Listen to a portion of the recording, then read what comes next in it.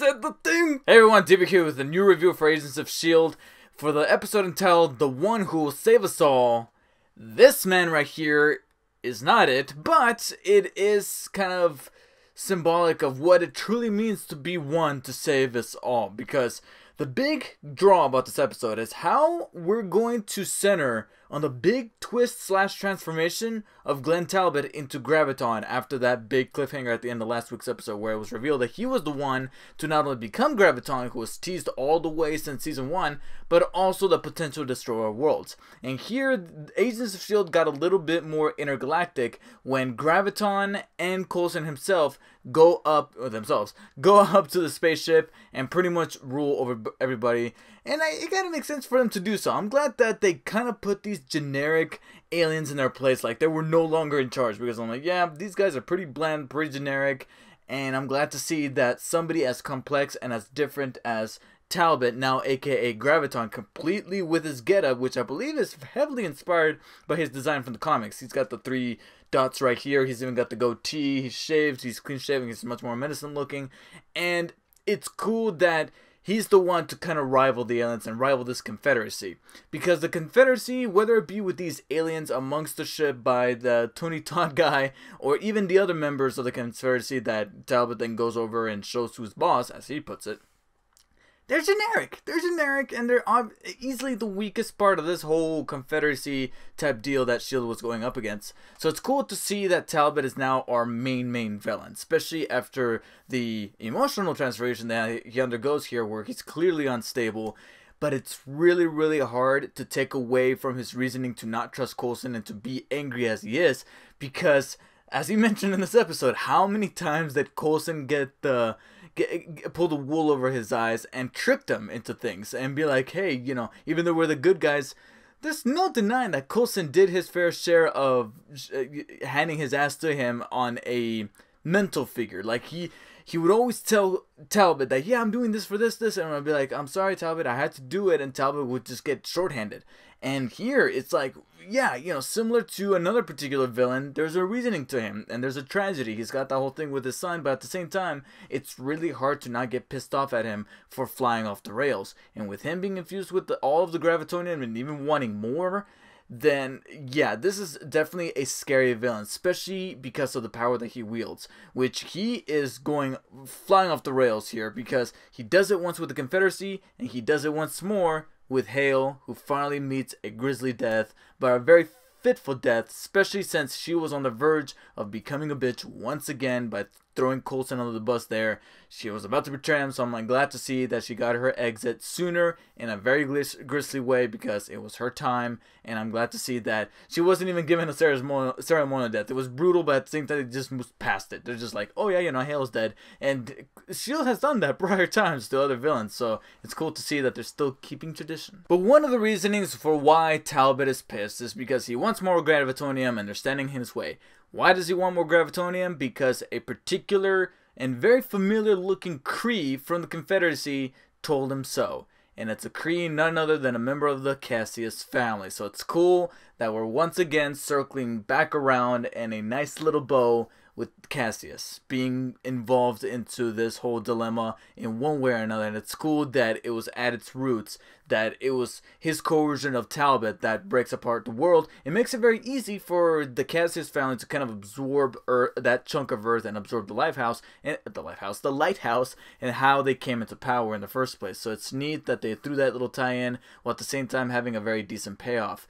At the same time, they use this Cassius tie-in to also tie in to, of course, the movie to end all movies right now in the box office, Avengers Infinity War. They had to do it eventually. They had that one line by Jake Busey's character last week where he was like, that's stuff in New York, but I thought it was going to be there where it was just going to end.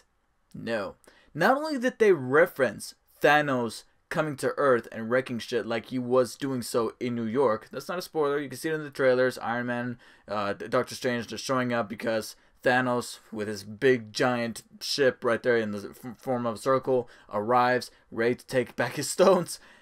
They acknowledged it in this episode, finally. Because it was only a matter of time before S.H.I.E.L.D. at some point or another, or at least somebody within their circle was going to be like, you know, there's something rather cataclysmic happening in New York. They have to acknowledge it. But furthermore, it's Thanos' invasion that is now confirmed to be that thing that the Confederacy was going to fight along with the human race to fend off. Because this entire time I was thinking that could be the time, that could be the thing. At first I thought maybe Thanos was the one to break apart the Earth. Now it looks like it's definitely going to be Graviton with this untapped power. Unless they change something very, very soon. We only got 2 episodes left. But it's Thanos' invasion that kind of created this whole deal in the first place. Ever since it was allusion to it being some great invasion, some great force is coming, some big thing.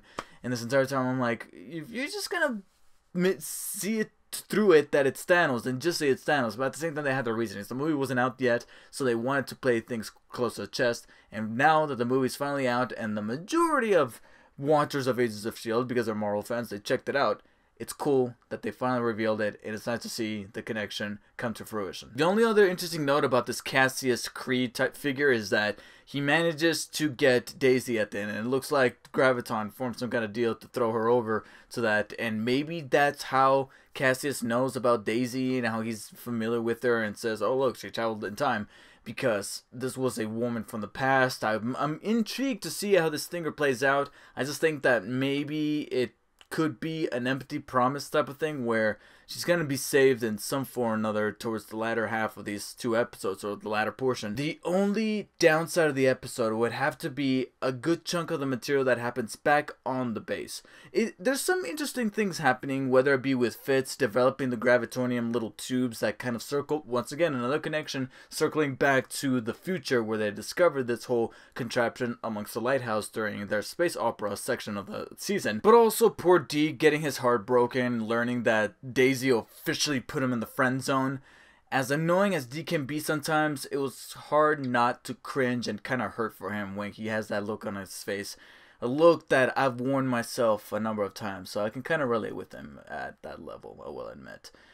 Besides that, we also have the little moral conundrum of Daisy kind of forcing Simmons to prioritize Jiaying's bones there, which are pretty macabre, and to develop some kind of, you know, cure for Coulson, even though Simmons has the knowledge that maybe Coulson dying is the key to saving the entire universe. It's a little ethical question that I was like, okay, this is a very complex one. I don't know how it would feel in Simmons' shoes, so it let me ponder about some things that are very interesting that could be not so much black and white.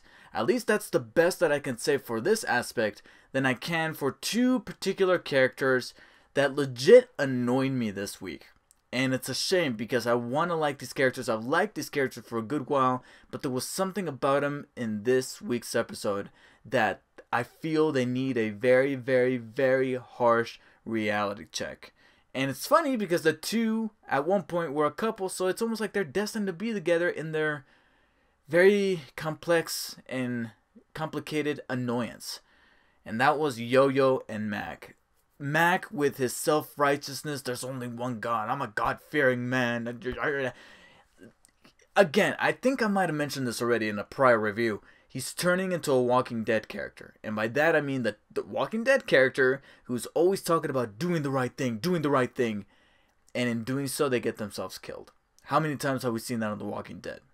How many fucking times? And I'm nervous that that's probably what they're kind of, you know, kind of softening the blow for us by making Mac this very naive and obnoxious believer of hope that at the end he's gonna be facing death in the face, and he's not gonna be able to kind of walk away from that.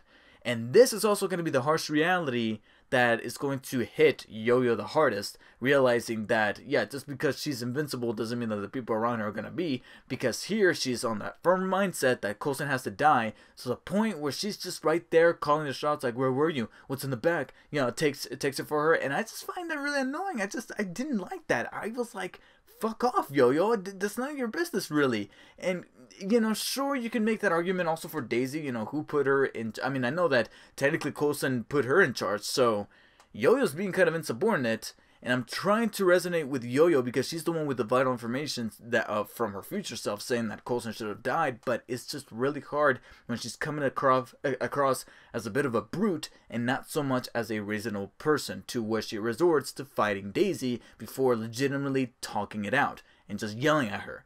That's not a way to go, and I feel like her punishment is going to come in the form of Mac dying, and Mac dying is going to be his punishment for being this naive believer. At least that's what I can tell from Walking Dead rules. That was my main problem with the episode. Besides that, I liked a couple of the things that was happening back at the base, but the overall focus of Talbot's transformation, especially looking back as to how far he has come, to being just a mustachioed, very soldier, yes sir type of figure, to now this very complex character who's obviously traumatized, who's obviously tortured inside, both mentally and physically, and now he's in a position of power where he is a villain that's very easy to fear for, but at the same time be afraid of. I guess you could say, fear for in the sense that this is a guy who would be very charismatic and would have great lines and great humor, and now he's the villain and I'm scared of him. It's like, wow. There's so many layers to this guy, and to be honest, I feel like Talbot, whether it's for better or for worse, he'll come out as probably one of the best characters of Agents of S.H.I.E.L.D. Even if he goes out as being a villain during these last 2 episodes, he has come a long way to develop a really great arc that is just very captivating to watch ever since he was introduced to the show. So it's cool that they're going in this direction with him because he's a very tragic figure, and I'm hoping they don't drop the ball on him. And all the material centering around him, taking over the ship, taking over the Confederacy, and thinking he's the one to topple Thanos, especially after having seen Infinity War and knowing what Thanos can do. It's cool to see that Talbot, out of all people, is the one stuck with this mindset, and it's very captivating to watch. So for that, I'm going to be giving The One Who Will Save Us All a very firm 8 out of 10. It's only not a little higher because Mac and Yo-Yo, for some particular reason, found a way to get underneath my skin in ways that I wasn't even thinking about. Personally, however, going forward, I'm hoping that they can strike a very firm balance of not crowbarring in the references to Infinity War, while at the same time making at least a good chunk of our characters acknowledge what's going down on Earth and in the city when the shit goes down, whatever that may be, in case you have not seen Infinity War, to our characters. Like they're watching it on TV or they're seeing it unfold, because I just think that maybe they're being just a little too quiet, like they should be watching it on a secondary screen or whatever, but that's just me personally. What do you guys think? Do you want to see more Infinity War references going forward? Do you want them to just stick with the Graviton storyline? Because that's definitely something that I want to keep them doing. And what type of theories do you have for Yo-Yo and Mac, so that they can maybe get some kind of redemption or some kind of back to the usual momentum that they're at? Because I feel like they're a little bit stuck in a rut. Please post your comments in the section below. Make sure you hit the like and share, and do not forget to subscribe, because if I'm not mistaken, I'm about to hit or have hit 5,000 subscribers. But at the same time, YouTube could be a little iffy. I'm celebrating 5,000 and then the next day I lose 5 or 6 or 7 subscribers and I have to make it back because of the YouTube purge. So please make that a very firm reality to stick in the 5,000s by hitting the subscribe button below, and I'll catch you guys all on the next one. Take care. Some person just made off with somebody's purse and you gotta go catch them, and it's a little bit time sensitive, but at least it gets the urgent feeling of being a superhero where you have to go take care of this random crime, because random crime happens and they put it here in this game. And then some fucking kid loses his balloon. Be good now. What do we say? I'll never let my balloony go again. You were supposed to say thank you, you little shit. God damn it. He just abandoned his child.